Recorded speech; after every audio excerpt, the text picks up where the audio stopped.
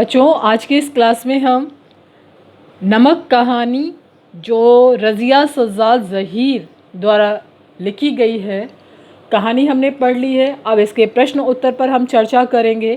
तो देखिए, पहला प्रश्न क्या है। सफ़िया के भाई ने नमक की पुड़िया ले जाने से क्यों मना कर दिया। देखिए, सफ़िया का भाई खुद एक अफसर था, उसे पता था नमक ले जाना गैर कानूनी है। यदि उसकी बाजी नमक लेके जाएंगी तो कस्टम ऑफिसर जब उसके सामान की कस्टम से उसका सामान गुजरेगा सफ़िया का, तो अगर नमक मिला तो उसके सामान की चिंदी चिंदी कर देंगे। मतलब एक तरह से अपमान को झेलना पड़ेगा, हो सकता है सज़ा भी मिले और बेइज्जती अलग होगी। तो ये इस कारण से जो सफ़िया का भाई था वह नमक को ले जाने के लिए मना करता है, और वो यह भी कहता है कि नमक ले जाकर क्या करोगे, आपके हिस्से में तो हमसे ज़्यादा नमक आया है। और इस पर सफ़िया नाराज़ भी होती है।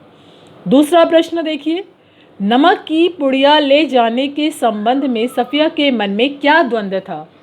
सफ़िया जो कि अपनी माँ, एक मुँह बोली माँ कह सकते हैं, जो लखनऊ में उसे मिली थी, सिख बीवी जो थी जिन्हें उसने अपनी माँ का दर्जा दिया था, क्योंकि उनका शरीर, उनका पहनावा ओढ़ावा उसे बहुत कुछ अपनी माँ जैसा लगा था।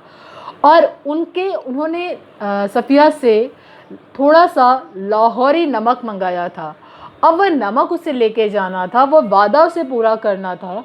इसलिए जब भाई ने मना कर दिया कि देखो, नमक अगर आप लेके जाएंगी तो आपका सामान कस्टम से गुज़रते समय आपका सामान छीन लिया जा सकता है, आपके सामान की चिंदी चिंदी की जा सकती है।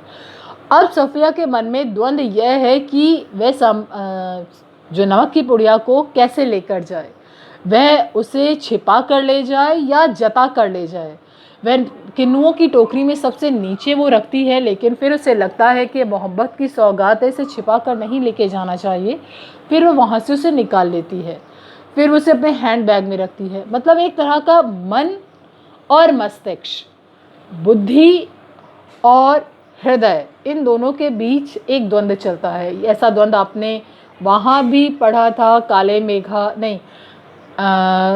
मेघा पानी दे में, जहाँ पर जीजी के कहने पर लेखक को पानी की बाल्टी भरकर ले जाना पड़ता है, जबकि उसका मस्तिष्क इस चीज़ की बिल्कुल भी इजाज़त नहीं देता। उसे सब चीज़ें अंधविश्वास लगती हैं, लेकिन कह सकते हैं बुद्धि पर भावना हावी होती है और अंततः वह उस बाल्टी को ले जाता है। वैसे ही यहाँ पर सफ़िया के मन में एक द्वंद्व है कि नमक की पुड़िया कैसे लेके जाए, सबको दिखा कर ले जाए या छिपा कर ले जाए। अगर छिपा कर ले जाती है तो कस्टम वाले उसे पकड़ लेंगे, और अगर दिखा के ले जाएगी तो उसे लेके जाने नहीं दिया जाएगा। ठीक है। तीसरा प्रश्न देखिए, जब सफ़िया अमृतसर पुल पर चढ़ रही थी तो कस्टम ऑफिसर निचली सीढ़ी के पास सिर झुकाए चुपचाप क्यों खड़े थे। सफ़िया, आपने देखा था, आपने पढ़ा कि जब वो पाकिस्तान बॉर्डर पार करके अमृतसर में प्रवेश करती है, जब वो कहती है कि दोनों की ज़बान एक सी, पहनावा एक सा, गालियाँ एक सी, प्यार मोहब्बत एक सा, फिर इतनी दूरियाँ क्यों। तब वहाँ पर जब कस्टम ऑफिसर को वो बता देती है कि वो नमक लेके जा रही है, तब वो कस्टम ऑफिसर चुपचाप उठा के नमक को उसके हैंडबैग में डाल देता है। और सफ़िया जो है सीढ़ियाँ चढ़ रही होती है। उस टाइम वो जो ऑफिसर होता है वो निचले पायदान पर खड़ा, सिर झुकाए खड़ा रहता है। वह इसलिए खड़ा रहता है क्योंकि उसके मन में एक उदासीनता का भाव है। वह उसी बंटवारे के तंस को सह कर आया है। उसके अनुसार उसका वतन दिल्ली है, वो दिल्ली को अपना वतन मानता है, और वो कहता भी है कि दिल्ली की जामा मस्जिद पर की सीढ़ियों पर मेरा सलाम कहना। जब सफ़िया नमक की पुड़िया की पूरी कहानी बताती है तो मानो उसकी संवेदनाएं भी जागृत हो जाती हैं। उसे भी याद आता है किस प्रकार वह भी अपने वतन दिल्ली को छोड़कर अमृतसर आ गया था, मतलब पाकिस्तान आ गया था और यहाँ ही उसे बसना पड़ा। तो वो बंटवारे की त्रासदी को झेल रहा था वो अफसर भी।